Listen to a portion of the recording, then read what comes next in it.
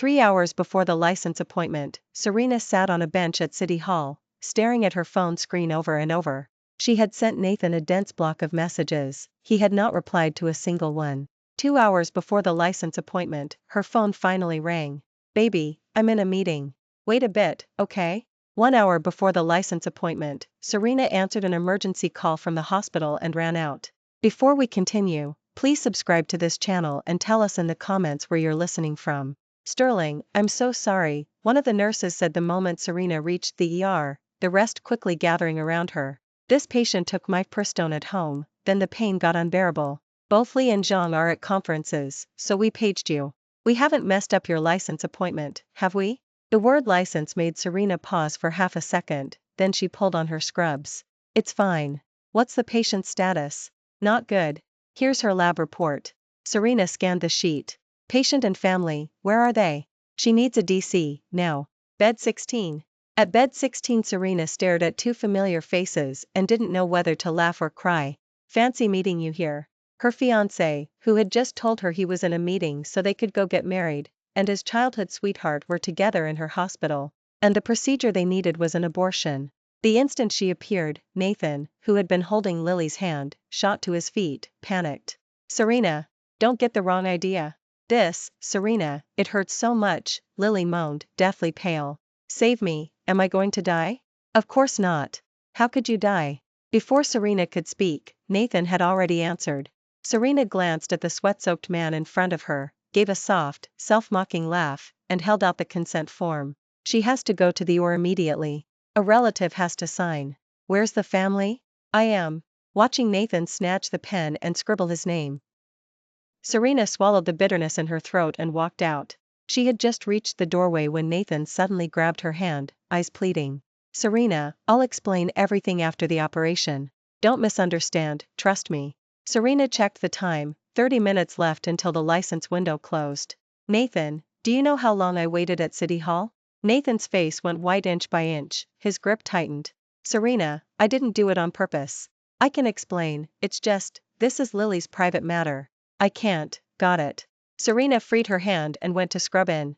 A DC was routine for her, she finished in under half an hour. "All done." When those words landed, the entire OR exhaled. Watching Lily being wheeled out and Nathan pacing at the doors, Serena slowed her steps. Two nurses whispered behind her, "A husband like that is rare. You should have seen how frantic he was while his wife was inside." Sigh, if only heaven would give me a guy that handsome and caring. Handsome and caring? Yes. This Nathan was no stranger to her. Every night she'd fallen ill, every instant she'd been hurt in these 6 years, he had worn that exact same anxious expression. To the world, he loved her to the marrow of his bones. They were the perfect match. When had that love changed? Was it when Lily returned from France and he started lying about overtime, meetings, business trips, appearing at Lily's side again and again? Was it when he claimed he loved her yet refused to take her to glittering social events, while parading Lily on his arm, introducing her to every partner? Was it when he swore, "Baby, I'll never touch anyone but you," yet spent night after night in Lily's bed? Was it when their license date, set 3 months ago, was postponed again and again because Lily sprained her ankle, got drunk, or, now, needed an abortion? She had thought of confronting him, but the words always died on her tongue. There was no point. 0 hour on the license clock, Serena Luke D down at the reminder she had set, tapped dismiss, opened her contacts. "Hi, a couple of changes to the wedding in 2 weeks. Yes, the bride's name, change it to Lily. No need to confirm with Nathan, my word is final. I want it to be a surprise." When she stepped out after changing, Nathan was waiting by the OR doors. "You're waiting in the wrong spot. Lily's back in the ward. Check the elevator directory if you're lost." I know. He rushed over and clutched her hand, voice reduced to dust. "Serena, I messed up today, can you forgive me?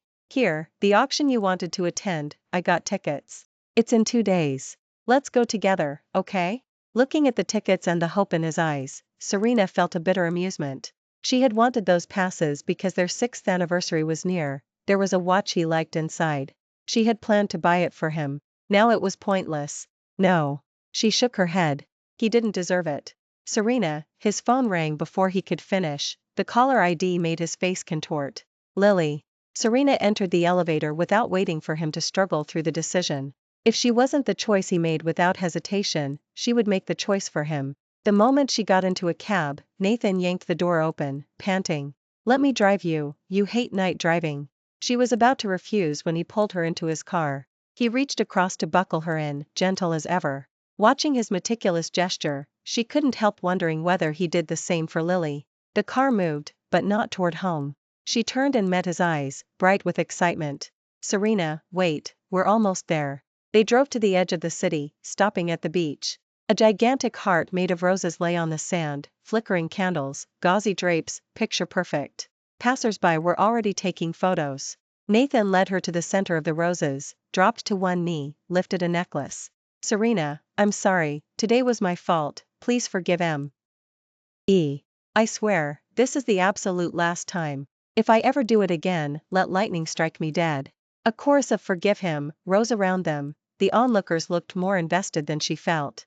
Serena stared at the setup, heart clenched in an iron fist. If she wasn't mistaken, he'd arranged all this while she'd been operating. How could he fret over Lily in one breath and plan an apology in the next? Did hearts really split in half? She wanted to ask, "Do you love me or Lily?" If he loved her, why didn't he know pink roses were Lily's favorite, while she preferred scarlet? And the apology necklace still bore faint bloodstains. She had seen it around Lily's neck hours ago. The whole scene felt like a cosmic joke. If he loved Lily, what was he doing now? Before she could speak, his phone rang again. He rejected it once, it rang again, relentless. He sprang up. "Serena, urgent work call, give me a second, I'll be right back." 2 steps away he answered, voice tender, "How could I not want you, little pest?" He didn't notice Serena flagging a taxi. On her own phone an app, one his company had developed, streamed the call in real time. "Lily, you must be with Serena. I know I'll never measure up. You shouldn't have saved me, let me die. Nathan, love you, okay? You clingy imp." Reading those words felt like a scooped-out hollow in her chest. She rolled every window up, blasted the heater, still the wind howled through the gap. 10 minutes after the cab pulled away, Nathan's call finally came. "Serena, where are you? I turned around and you were gone." She watched the neon blur outside. Something came up. "I'm heading home. Sorry, You've said sorry plenty today." She cut him off. If he wasn't tired of it, she was. Silence, then, "Work emergency, I probably won't be back tonight." "Fine." She agreed fast. Whether it was work or Lily, only he knew. Next morning after breakfast she began to sort their life. 6 years left overlapping debris everywhere. Fortunately, patience was her specialty. Nathan walked in to find the bedroom littered with boxes. "Serena, what are you doing?" Startled, she kept her tone level. "Throwing out things I don't need." He rescued a ragged teddy bear from the trash. "You can't toss this. It was the first gift I ever gave you." She looked at the bear. After her mother died she'd had constant nightmares. Nathan, who knew where he'd heard it, said a teddy would turn into a warrior and chase bad dreams away. She'd mocked him, yet placed it on her pillow every night since. She had dragged it through every move. He used to joke the bear outranked him. The seam split, stuffing's falling out. "It's ruined," she said. Like him, frayed beyond repair. Frowning, he examined it, then dropped it back in the bin and pulled her close.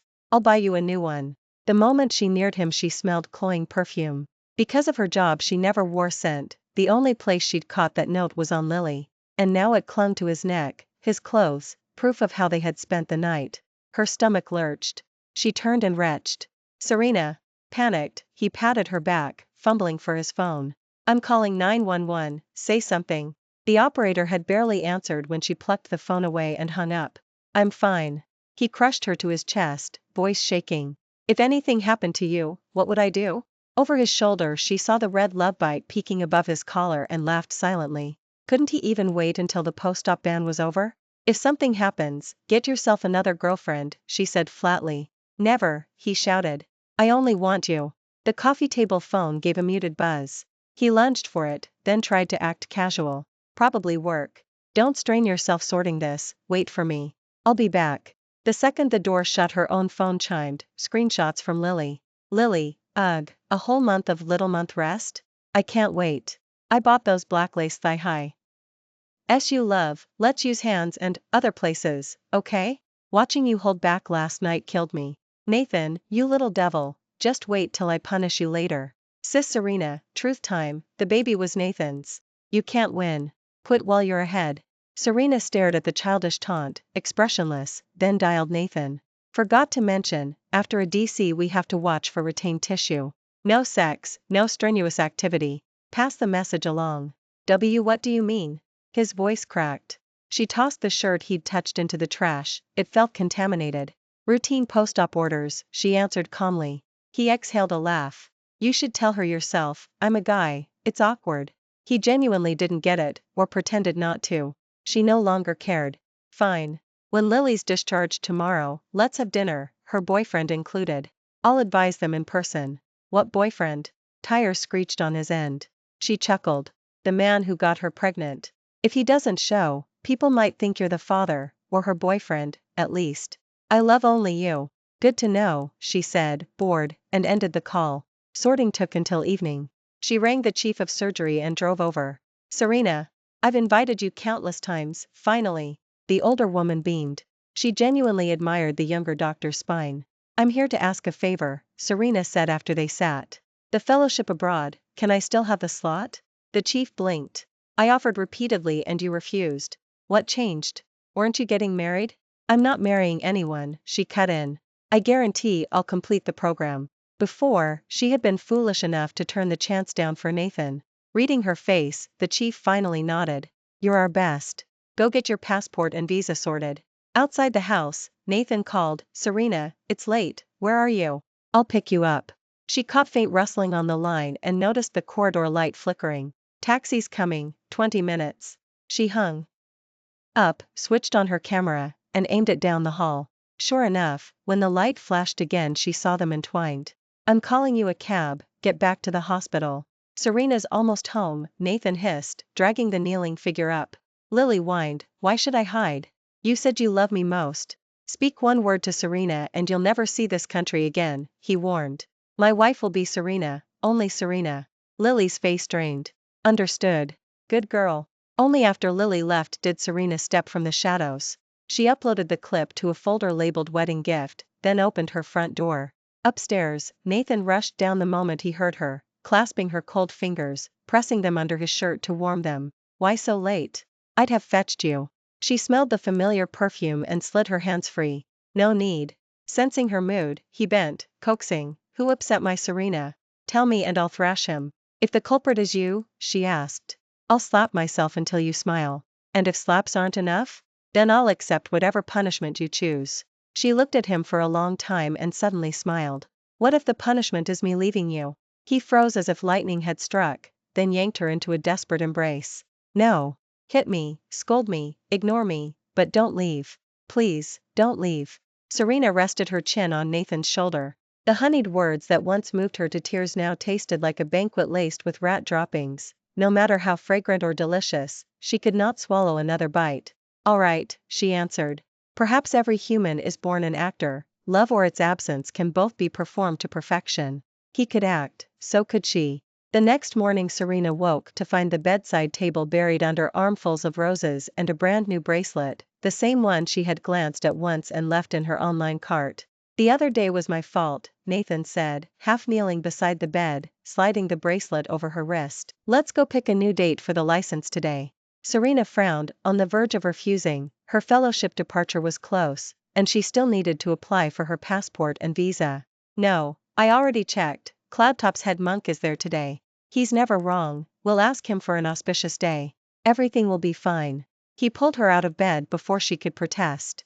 To match her pale red tracksuit he had put on a blue one, couple outfits in every photo. They had barely reached the driveway when a figure popped out from beside the car. Surprise!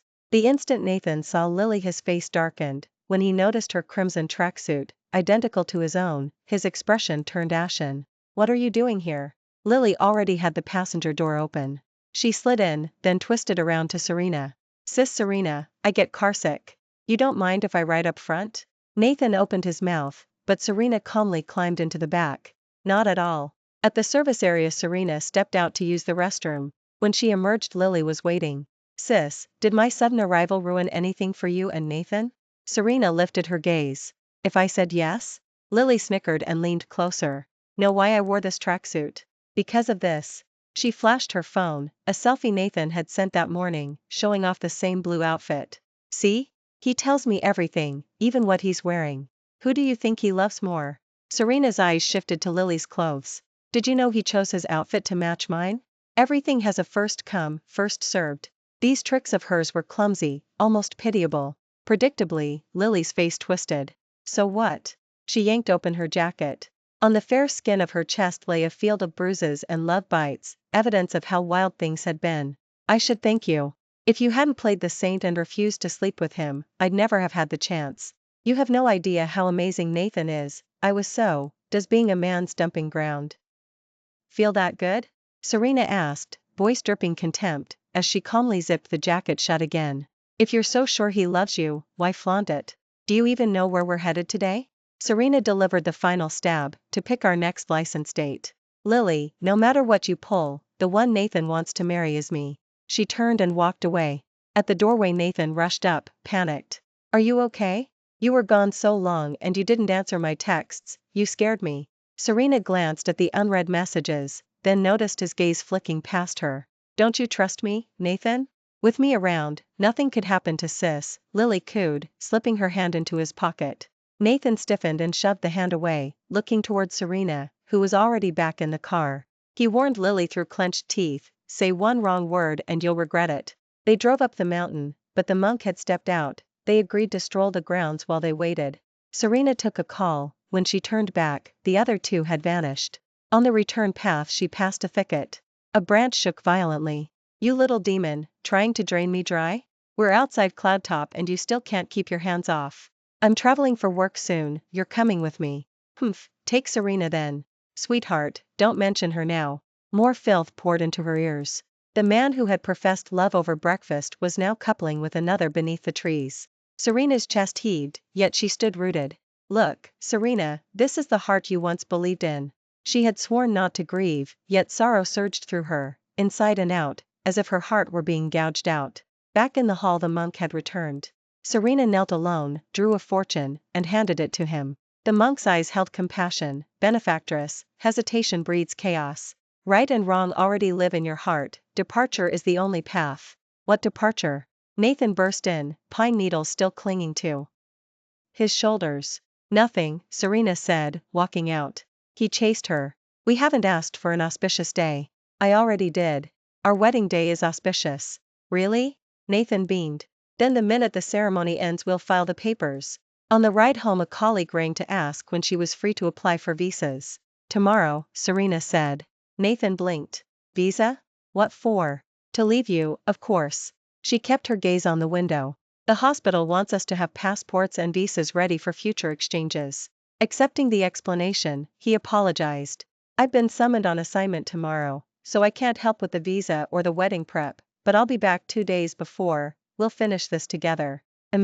She closed her eyes. She almost looked forward to seeing his face when the bride turned out to be Lily. At noon the next day Lily's check-in arrived. Sis, I'm flying off with Nathan. Don't worry, I'll take good care of him. Attached, a selfie of her head on his shoulder. Serena typed, thanks for the trouble, saved the chat, and uploaded it to the cloud. That afternoon, armed with invitation letters from both hospitals, she secured her visa without a hitch. Over the following days Lily bombarded her. Dinner, Nathan peeling shrimp for Lily. He's so thoughtful, removes every bone. Evening walk, fingers laced tight. He worries I'll trip. Sightseeing, Nathan gazing at Lily's camera with helpless fondness. They say he hates photos, guess they are wrong.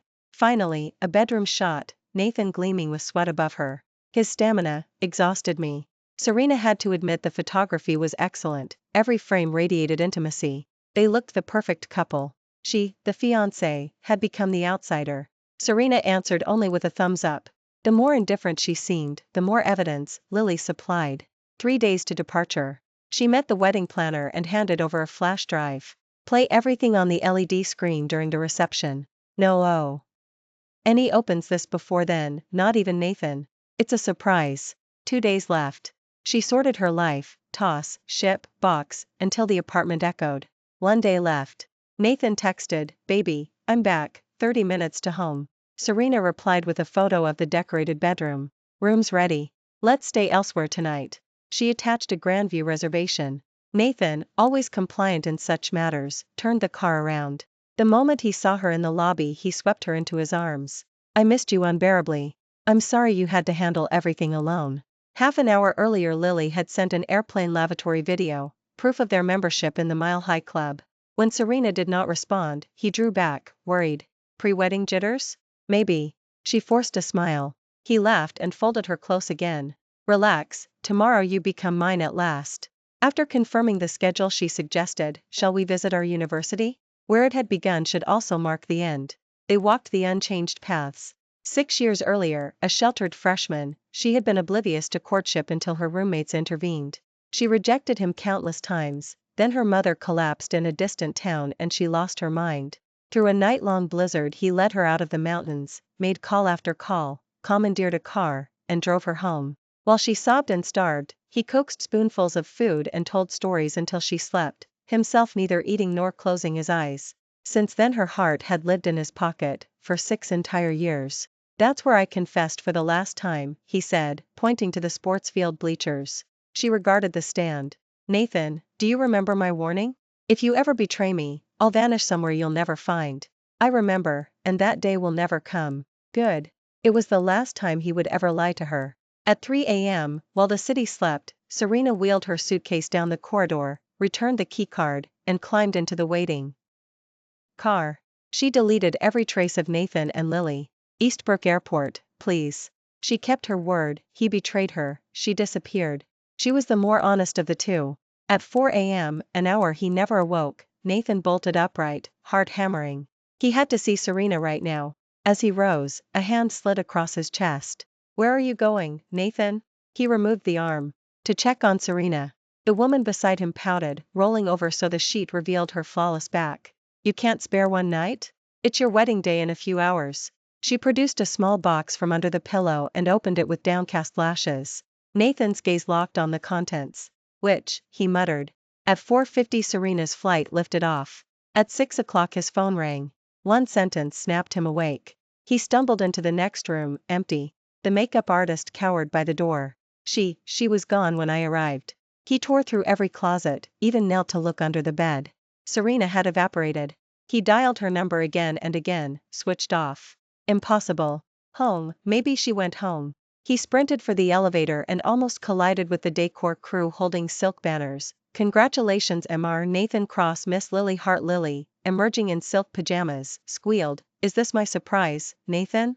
Are you marrying me? She reached for him, he shoved her aside and raced for the stairs.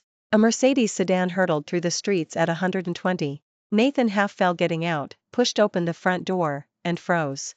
Empty. Every trace of Serena had been erased. Upstairs the master bedroom blazed with red, crimson sheets, scarlet rugs, red characters on the wall, yet nothing of the woman who had shared his life remained. He staggered back downstairs where the decorators bustled. Cross? Today isn't your wedding to miss, have you seen Serena? He seized the foreman. Serena. The man stammered, maybe she's already at the venue?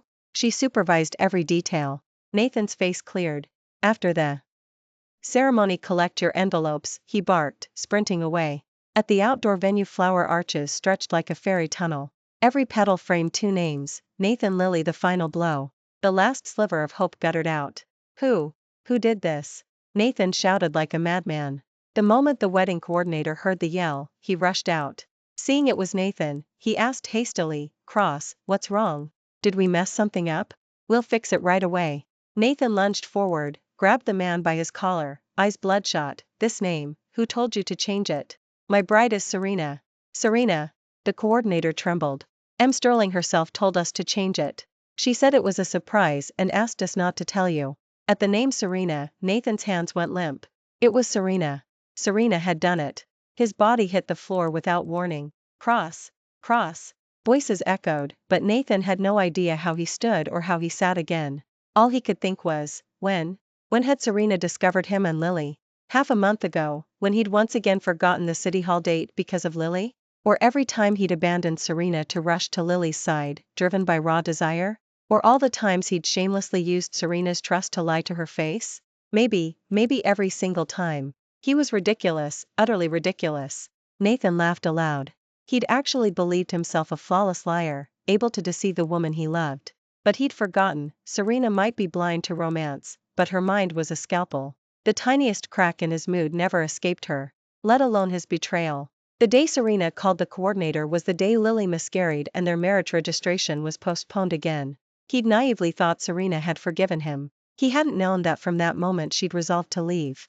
And he had kept lying to her like a fool. The coordinator, seeing Nathan's grief, sensed something was wrong and hurried back inside, returning with a flash drive.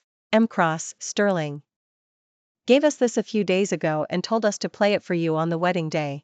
Nathan stared at the small device as though it were a lifeline. Play it. Now. The coordinator dashed off to find a laptop. In the lull, Lily arrived. Seeing her and Nathan's name splashed across the venue, she was elated. So Serena had done one decent thing before slinking away, admitting defeat and swapping the bride's name. From today on, Nathan would be hers alone. Spotting his back, she ran over happily. Nathan. Coordinator, ready. The next instant, photos exploded across the LED screen. 12 of them. Embracing, kissing, obscene. Couple selfies, videos, screen after screen of Lily's chats with him. Nothing omitted, nothing blurred. This was Serena's wedding gift, exclusively for Nathan and Lily. The guests froze, gaping, unsure whether to breathe. They'd expected a sweet montage, not crash, a flower stand toppled. Lily, moments ago ecstatic, stared at her own WhatsApp messages with Serena glowing on the screen and went rigid. She'd only wanted to force Serena out, she'd never dreamed Serena would air the filth in public. Finished. Everything was finished. Nathan turned slowly, eyes locking on Lily. She backed away in terror. She knew him too well, had always known. That was why she'd driven Serena away instead of asking Nathan to leave Serena. Because she knew Nathan loved Serena and would never abandon her of his own accord. Unless Serena walked away, Lily would remain a gutter mistress, spat upon by all. She couldn't bear it. Nathan, let me explain. Nathan rose and walked toward her, gaze blacker than any demon. You. It was you. He laughed, stopping beside her. Seeing that smile, Lily's heart hammered. Nathan, I can explain. I did it because I love you, yes, love you too much. You love me? Nathan threw his head back and roared. Ha ha ha ha. Suddenly his hand clamped around her throat. Lily. Who gave you the balls? I told you, I'd give you anything, except what belongs to Serena. Why? Why? Her lungs burned, she scratched at his fingers, couldn't pry them loose. Nah. Nathan. Agony tore through his chest, he wanted to strangle her, to kill her and end this. He couldn't imagine how much pain Serena had felt when she saw these images. All Lily's fault. All hers. Cross. Guests lunged to break it up, but Nathan's strength was insane, several men couldn't pry him off. Someone was about to dial 911 when the doors burst open. News of Sterling. A man stumbled in, gasping. What? Nathan flung Lily aside and sprinted toward the door, ecstatic. Serena. Where is she?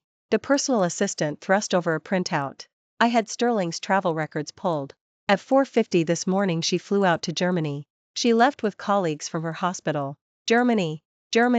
Nathan clutched the paper like treasure and bolted for the exit. Book me the next flight, now. Nathan. Lily scrambled after him, wrapping her arms around his waist, sobbing. Don't go, please. She'd schemed so long for this day, if he left, she would have nothing. Nathan looked down at her pale, slender arms, once familiar, now repulsive. Only disgust remained. Lily, I warned you. His voice was arctic. Let go. I won't. She lifted a venomous glare. Nathan, I met you first, why does she win? Without hesitation he peeled her arms away and shoved her aside. Car? The assistant answered instantly. Out front.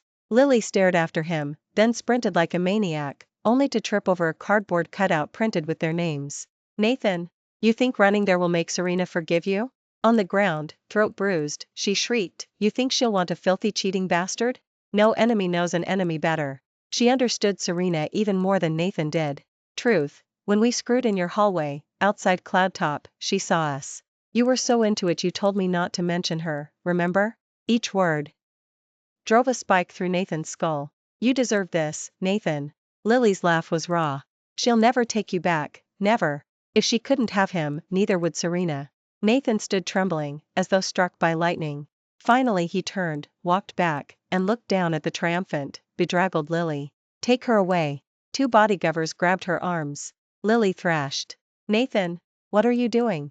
Let me go. The assistant asked cautiously, cross, still book the ticket to Germany? Nathan squeezed his eyes shut.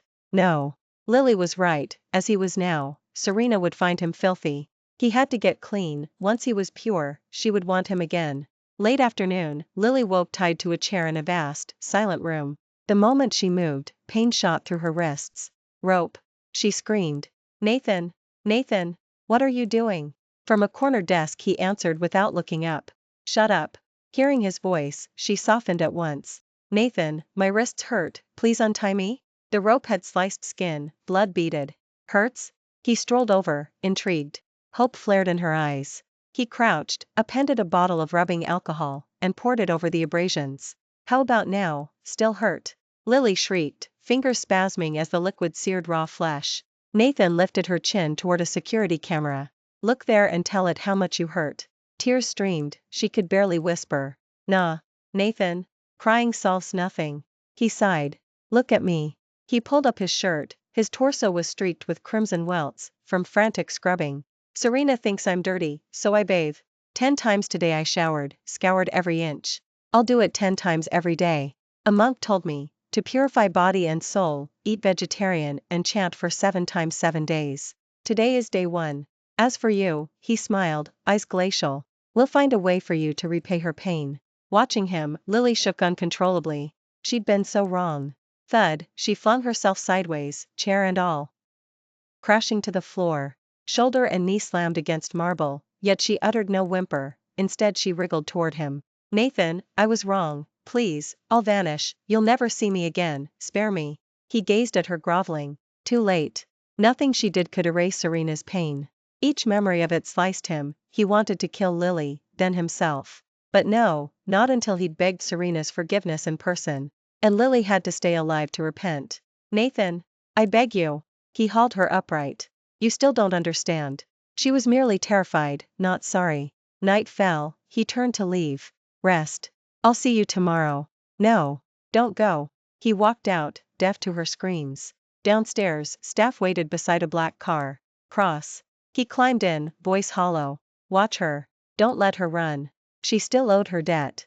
Alone in the silent bridal suite, once intimately known, now alien, he whispered to the dark, Serena, I'm home. No reply. He didn't expect one. He showered, changed, lay on the bed and hugged her pillow. The familiar scent broke him, tears soaked the cotton.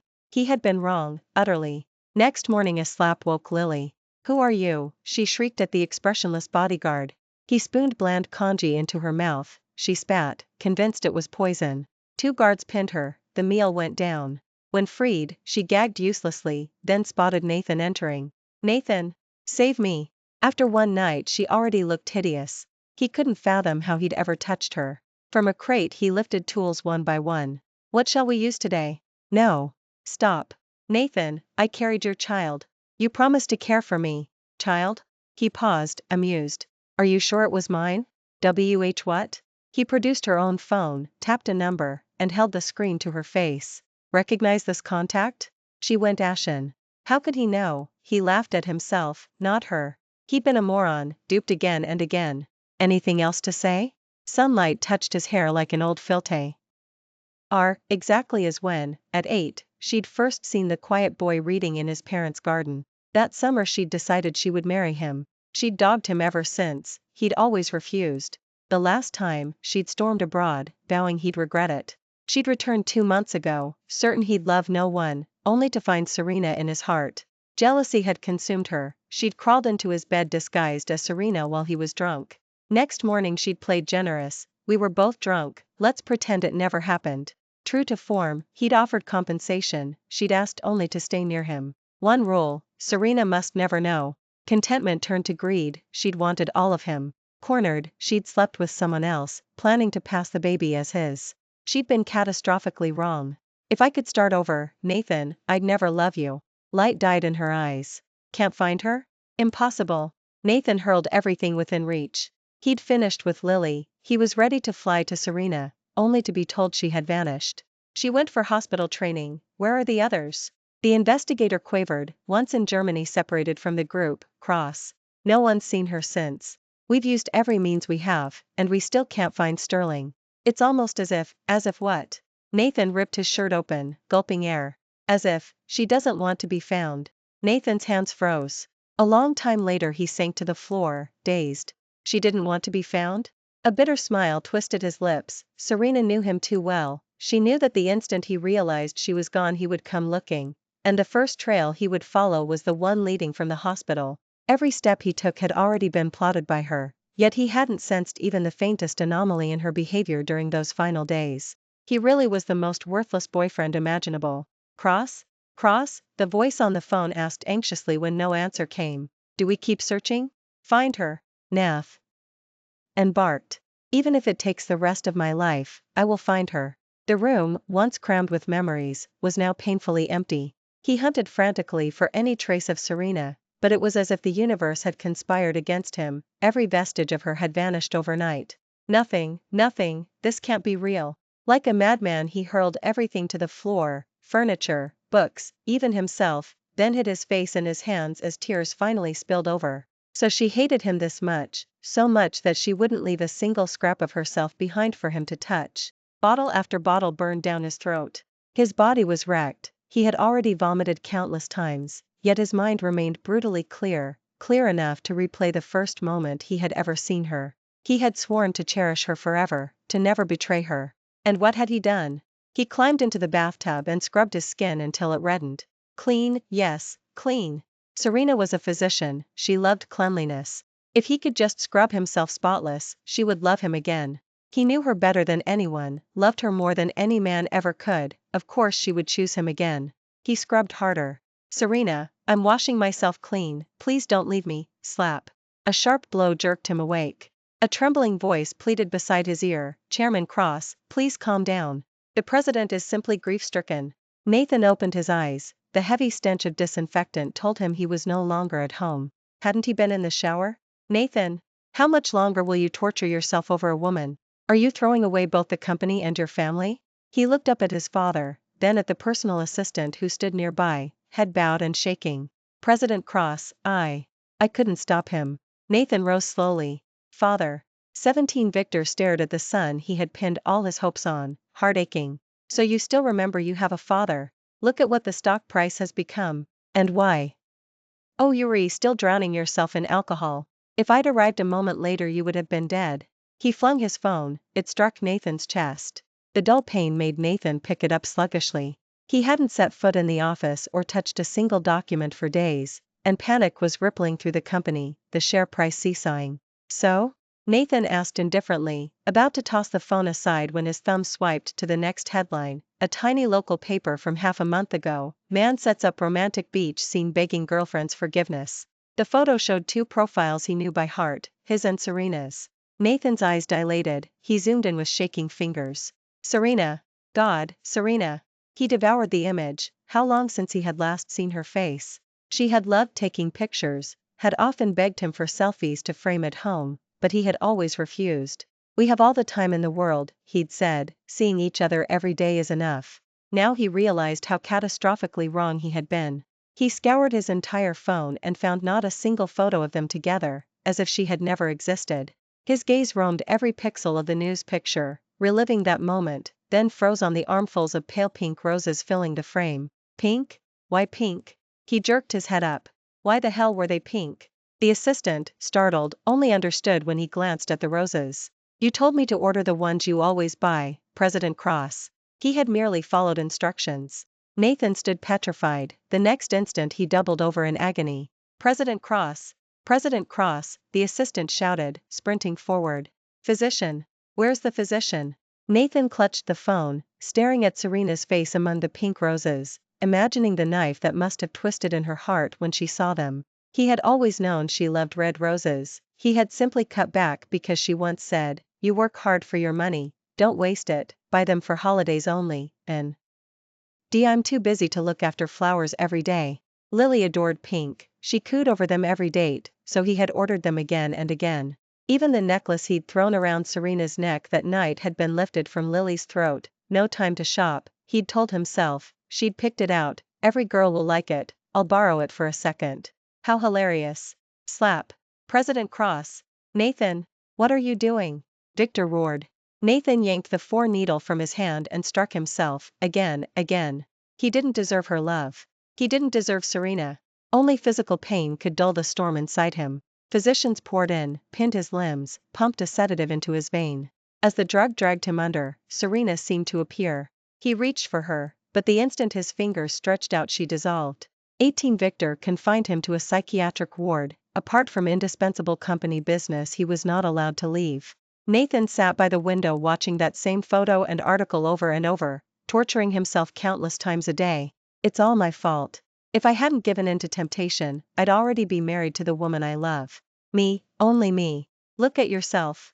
Victor stormed in, snatched the phone and smashed it to the floor. Where is the president of Cross Holdings? Crying over a woman. If I'd known what? Nathan's eyes lifted from the shattered screen. That I'd end up like this? Then you wouldn't have dragged me back into the Cross family, right? He laughed coldly. Victor, you haven't changed one damned bit in 20 years. What did you say? Victor raised his hand to strike. Nathan rose, effortlessly caught his father's wrist, gaze glacial. I'm not the helpless kid I was. Don't push me, or I'll gladly tear the last scrap of pretense. What nonsense are you spouting? Lily, she's had your backing all along. He had wondered why, that night, half his usual alcohol intake had knocked him out. No one ever touched his glass. And he always replaced it when he returned to the table, except for the drink Victor personally handed him. After that swallow the world blurred, Victor's men drove him home. Drunk and disoriented, he had mistaken Lily, dolled up to resemble Serena, and the irreparable happened. Is profit really worth that much to you? Nathan asked, laughing at the man who had sired him. Lily's family, his own mother, they were all chips on Victor's table. If his half-brothers had shown the slightest competence, Victor would never have bothered retrieving the illegitimate son and dying mother from exile. Victor's face was stone. After all my training you still ask such naive questions. Every bond is an exchange of value. Cross, Leah, you and your little girlfriend. If you weren't rich, do you think she'd have stayed? You ought to thank me. Without me you'd have died after your mother's funeral, never become a cross, never had a girlfriend. She claimed she wasn't after your money, yet out of all her suitors she picked the heir to Cross Holdings. Crash. Without warning Nathan smashed his fist into Victor's face.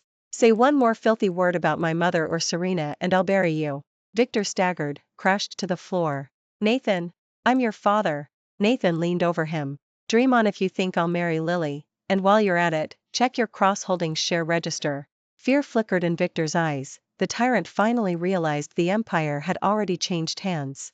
You unfilial beast. Victor screamed as bodyguards dragged him out. Cross, Nathan said calmly, if you wish to enjoy a peaceful retirement, I suggest you behave. 19 Watching Victor hauled away, Nathan returned to his chair. He pried the cracked phone open and stroked Serena's face on the splintered screen, as if she might materialize. Bring me wine. President Cross, the physician said. The assistant stopped, sighed, and poured. Days blurred. Visitors were turned away at the ward door, only. The assistant entered. One afternoon the man burst in, waving a file. President Cross. We found Sterling. Nathan, sprawled on the floor amid bottles, thought he was hallucinating. What? The report shook in his grip, recent sightings of Serena. He shot to his feet, kicking glass aside. Boarding pass, now. The assistant booked the first flight. Throughout the long journey Nathan fussed over his reflection, terrified he looked haggard. Have I gotten uglier? He raked fingers through his hair. Should have visited a stylist. He refused to sleep lest the whole thing prove a dream. On landing he bought a lavish bouquet of scarlet roses and a gift he had carried for months. Each step toward her hotel tightened the vice around his heart. He rapped on the door, no answer. He knew she was inside, unwilling to forgive. Serena, it's my fault, all of it. Please open the door, just open it. Hit me, scream at me, anything, only let me see you. Silence. He kept pleading, voice cracking, while foreigners in the corridor glanced at the broken Asian man with pity. At last a hotel guest approached. Excuse me, if you're looking for the pretty Asian lady, she checked out this morning. Nathan stared, disbelieving. The receptionist confirmed it, she was gone. Serena was gone, deliberately, because she could not bear to see him. He stood like a lost child until his assistant whispered, the trail ends here, sir. 20 Do we fly home? The assistant ventured. No. Nathan produced his wallet. Book that room. When the door swung open he inhaled deeply, searching for the ghost of her scent. He walked every corner, imprinting her steps on his soles, then lay on the bed and buried himself in the covers, soaking up whatever warmth she might have left. Exhausted, he slept a few desperate hours. Later, wandering aimlessly, he heard an excited voice, "The Aurora is coming." It was the same man who had told him Serena left. Care to watch? A few nights ago there was on. Sterling loved it, said it was the most beautiful she had ever seen. Aurora Borealis. Memory slammed into him, 3 months into their relationship, inseparable. She had waved a photo of the northern lights, "It's gorgeous." He'd hugged her, "Like it? I'll take you." He had even bought winter tickets to Iceland, but work had cancelled the trip. She had comforted him, "Doesn't matter, we'll go someday." Year after year, 6 of them, she never mentioned it again, and he simply forgot.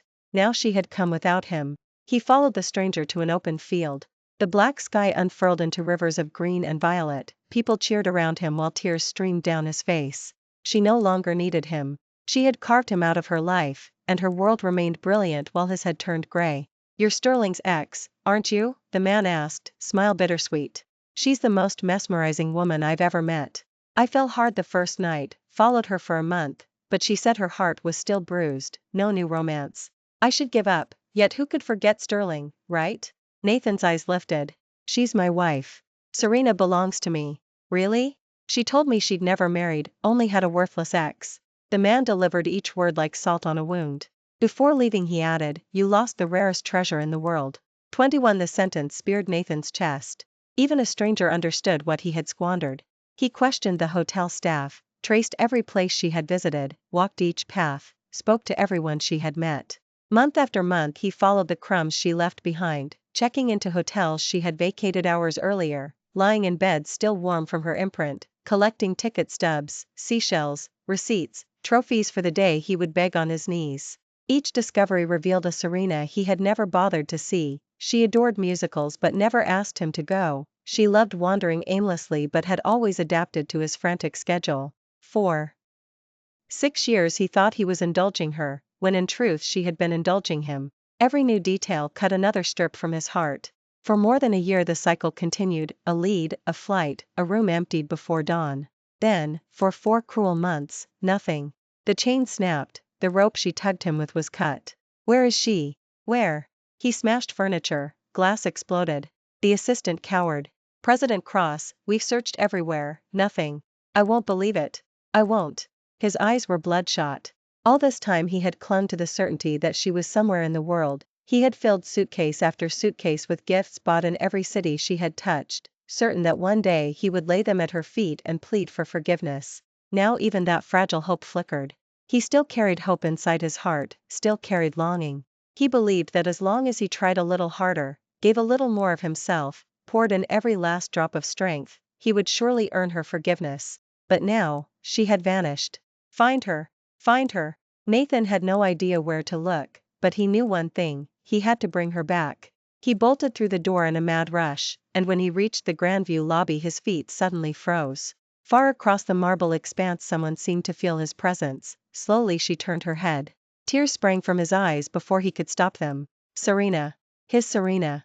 There she was, not 10 yards away, wrapped in a khaki trench coat, calf-high boots, her once waist-long hair now a crisp shoulder-length bob.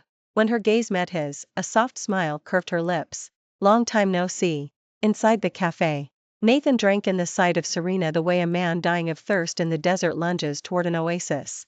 A year and more had passed, she had changed, yet in essentials she had not.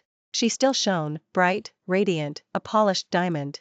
The shorter cut gave her an extra edge of keenness and decision, yet her kindness remained, that gentle courtesy she offered every living soul. His whole frame shook. Are you all right?" Serena studied him, surprised that the sight of him brought no fresh pain. She had underestimated her own power to heal. All she felt was release. In the past year she had traveled the length and breadth of the land, visited places she had never imagined, her horizon had widened immeasurably. She realized the world held innumerable corners waiting for her. She could no longer allow herself to stay anchored to one spot. Once, her vision had simply been too small. "I'm fine. And you?" Nathan answered at once, "I'm fine too. It's just, I miss you so much." His eyes were crimson. 1,000 words jammed in his throat like a sodden sponge. Nothing came out but a choked sob. Trembling, he stretched his hand across the table, almost touching hers, then stopped. He no longer knew whether he still had the right. Serena, I know I was wrong, everything was my fault. I've cut Lily out of my life completely, I swear, I will never go near her again, please, please forgive me. These months without you I've been a walking corpse. I know how deep the wounds I gave you are, but let me make them right. Tell me what to do, anything, as long as you forgive me. Tears rolled down his cheeks in fat drops. He waited, abject. Serena sat motionless. She had never seen Nathan like this. From the very first day they met he had been confident, composed, never had he stooped so low, reduced to dust. You don't have to do this. In her view, when two people fitted, they stayed together, when they no longer did, they parted. Yes, there was a past she preferred not to revisit, and in the beginning she had raged and blamed, but that was long ago, she had let it go. Maybe we were never really suited to each other. It was only because they had loved so fiercely that they had bound themselves so tight. That's not true. That's impossible. How could we be wrong for each other?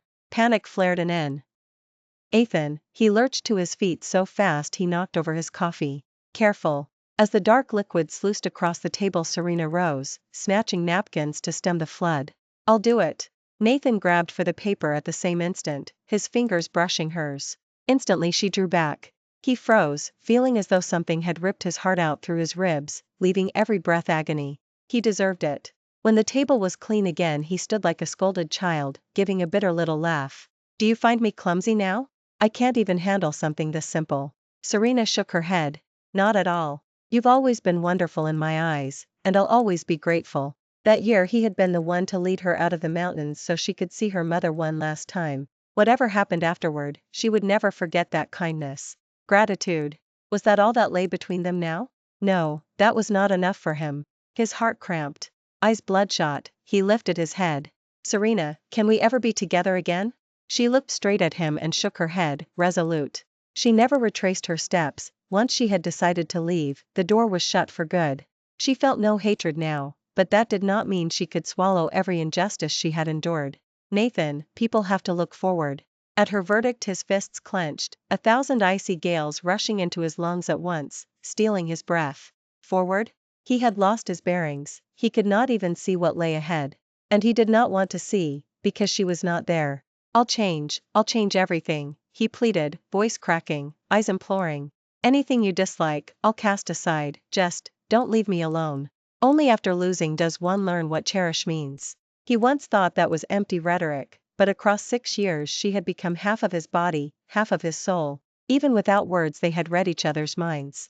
He had pictured their married life 1,000 times. He would hold her in the palm of his hand, pamper her, they would have children, and when those children grew up they too would love and be loved, while he and she remained each other's constant. One false step from him had shattered it all. Him, only him. To tear them apart now was to rip living flesh from bone. He could not endure it. Looking at his remorse, Serena lifted her coffee, took a calm sip, and gave a soft, almost amused exhalation. I did give you a chance, you know. She had once laid her beating heart before him like an offering. Whenever he reached out she let him take. But what had he given her in return? Deception, lies, betrayal. He had cut that heart to shreds. She had had to cradle it back inside her chest and let it slowly knit. Now he wanted her to offer it up again? Ridiculous. I know. Nathan's breathing was ragged as he seized her hand. Like a wanderer who has stumbled upon an oasis. I'll change, I swear it, never again. He hated himself for the hurt he had dealt. If a time machine existed he would go back and smash his fist into his own face. Better to have drunk himself unconscious than to have touched Lily. He gazed at her, desperate for belief. Truly. Serena lowered her eyes to his grip and, inch by inch, slid her fingers free. A silkworm unraveling its cocoon thread by thread. She no longer needed him. Feeling her withdraw, his first instinct was to clamp tighter, but afraid of disgusting her he forced himself to let go. Serena. She opened her bag and drew out a small red velvet box, setting it gently on the tabletop. The moment Nathan saw it he froze. She lifted the lid. At the sight of the 2 plain silver rings inside, tears burst from him. These. On their very first date they had gone to craft matching rings. 6 years had not dulled their simple silver shine. Because it was their first try they had chosen the plainest design, engraving only their initials, SSXXNZ. They wore them for 3 years, later, worrying the cheap Metal might embarrass him at business banquets. Serena put them away. I meant for these to be our wedding bands, she said. Cheap, perhaps, but they embodied the purest, most sincere love she knew. In the world she once inhabited they were still the same. She sighed, finally released. A pity. She slid the larger ring across to him and closed the smaller one in her palm. Since we've chosen separate paths, each ring should return to its owner. Nathan's fingers trembled so violently he could not lift the band. I can't. Why can't I pick it up? I can't. At last Serena took the ring herself and placed it in his hand, exactly as she used to. The circle of metal lay cold against his skin. For an instant he saw them 6 years earlier. She stood before him glowing, stray wisps clinging to her cheeks after their handicraft session, impossibly lovely. Nathan, think carefully, once this ring is on, you're mine, no take-backs. Straight-backed, he had grinned. Of course. Anyone who reneges is a mutt. She had laughed until she gasped. Now she stood before him once more, the intervening years adding only a burnished depth to her sparkle, like a gem newly freed from dust. Then, this is where we part. Goodbye. She rose and walked out. At the corner trash bin she dropped the smaller ring inside, lifted her head, squared her shoulders, and sailed away like the wind. No. No. Nathan shot from his seat and sprinted after her. You can't throw it away, can't. The tiny talisman of their love, he had to get it back. He plunged his hands into the garbage, rummaging through every last scrap, indifferent to filth, and finally found the silver circlet tucked in a corner. Clutching it as if it were life itself, he wept without sound. I found it. I found you again. Cross, his personal assistant, witnessing the scene, could hardly bear to speak. Sterling has just left for Eastbrook. Nathan seized the man by the collar. Where is she going? Tell me, where? The assistant. T staggered. I don't know. Counter after counter Nathan ran, asking, begging, each reply was the same. Passenger privacy, no disclosure. He stood motionless. Once again the familiar suffocating shroud of despair wrapped itself around him, wet paper pressed to his face, air thinning until his mind teetered on blackout. Cross. When consciousness returned he lay in a hospital ward. The instant he saw his assistant he lurched upright. Where's Serena? Where? The man nearly toppled. She's gone, sir. Gone. Nathan echoed, then gave a low laugh. Serena, do you hate me so much that you must flee every place that holds even a memory of me? Afraid his employer might faint again, the assistant hurried on. But, the airport staff said Sterling left you a letter. He produced an envelope with shaking hands. Nathan snatched it as though it were salvation, tearing it open in a frenzy, lips curled in hope, until the smile ossified. Mountains are high, the road is long, we shall never meet again. Serena Cross? Cross, the voice drifted away, faint as an echo. A scalding surge of blood rushed upward. A crimson spatter blossomed on white sheets. Mr. Cross. The patient collapsed from chronic exhaustion and acute emotional shock. We've stopped the bleeding, but he needs complete rest. Outside the door old Charles listened to the physician, then stepped inside. Nathan lay propped against the headboard, an abandoned marionette stripped of strings. Nathan. So now you refuse to recognize even your grandfather. No flicker of response. Charles coughed in anger. Fine. Then remember the promise you made me. Your father is useless, you swore you could lead the Cross Group to glory, and you did. But look at yourself now, look at the company. He hurled a newspaper onto the bed. Banner headline blared, Cross Group in crisis. Charles glared, furious and heartsick. The girl is gone, yes, but this corporation feeds thousands of households. You won. To throw that away? Fine, look at these. Dozens of photographs scattered, snapshots of loyal staff who faced layoffs because Nathan had lost focus. Many were aging workers with nowhere else to turn. Nathan's eyes closed in anguish. Grandfather. When he first arrived at the Cross estate, Victor had just taken a fourth wife and made his life hell. Without Charles he would not have survived. Old Charles turned to the window, its view of a weather-beaten pine. After a lifetime of iron resolve his eyes reddened. I looked into Serena. Exceptional young woman. I can guess what happened. You made the mistake, a man owns his actions and their price. Do you think that girl would respect the wreck you are now? Each word needled him. Serena had always admired accountability and responsibility, one reason she loved him. Yet here he was, ready to abandon thousands of families and watch them founder. Forcing strength into his limbs, Nathan swung his legs off the bed.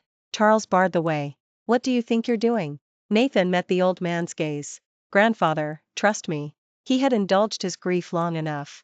If he truly let the cross group collapse, if he let every employee sink, how could he ever look Serena in the eye again? In November, after nearly half a year's absence, Nathan officially returned as CEO of the cross group, explaining he had been on medical leave. December saw share prices climb, internal turmoil eased. January, the group was firmly back on track. February, Spring Festival. Red lanterns and golden banners decorated every building, the cross tower included, so employees could feel the holiday spirit. In the top floor office, the personal assistant hesitated, report in hand, unsure whether to speak. Nathan looked up. What is it? The assistant drew a breath.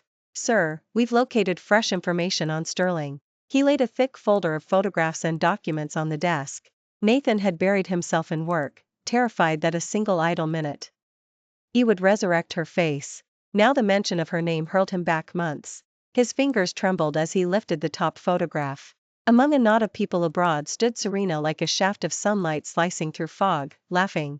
When had he last seen that open, dazzling smile? After he began his sick entanglement with Lily, such brightness had vanished, layers of damp gloom had wrapped her tighter each day. He had noticed, of course he had, but excused himself with once we're married everything will settle. I'll cut Lily off then. He had used that lie again and again while Serena's sadness deepened, until she broke free and walked away. He deserved every stab of pain, every sleepless night.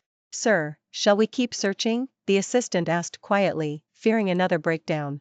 Nathan studied each picture, Serena frowning in a white lab coat over some intractable experiment, eyeing a table of foreign dishes with comical dismay, hugging herself against an icy wind while anxiously scanning traffic. Alive, vivid, enough to stop his heart. No. He clenched the photos. Leave her in peace. Her life had finally righted itself, his intrusion would only disturb her. If he retained even a scrap of conscience, he would let her be happy. Open Chinese restaurants near her apartment and campus. Send 5-star chefs, menus will come from me. Keep cars on standby, if she works late or comes home after dark, pick her up, guard her. And the photos, do we keep taking them? Yes. He swallowed. Until she marries. He would watch over her until another man could take his place, his final atonement. One evening in Germany, a classmate waved a menu. Hey Sterling, look, this brand new place serves everything you love. Spooky, huh? Serena glanced at the offerings and understood. Indeed. So? Shall we eat here? She smiled and shook her head. Nope. My own cooking is better. Thanks for listening to today's story. If you enjoyed it, please like and share. We look forward to your comments. Don't forget to subscribe for more tales. See you next time.